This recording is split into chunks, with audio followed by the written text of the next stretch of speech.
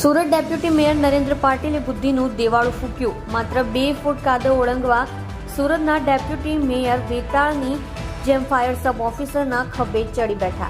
સુરતમાં પર્વત પાટિયા પાસે ડૂબી ગયેલા યુવકનો મૃતદેહ 4 દિવસે મળ્યો. પાણી ઓસરતા ભાજપના નેતાઓ અને ડેપ્યુટી મેયર નરેન્દ્ર પાટીલ આવી પહોંચ્યા હતા. આ સ્થળ પર ફૂટપાથથી રોડ વચ્ચે માત્ર 2 ફૂટની જગ્યામાં સામાન્ય કાદવ હતું. ફાયર સબ ઓફિસરે ડેપ્યુટી મેયરને કહ્યું, હું તમને લઈ જાઉં. હસતા હસતા પાટીલ 2 પગ ઊંચા કરી વેતાળની જેમ ઓફિસરના ખંભે ટીગાઈ ગયા હતા.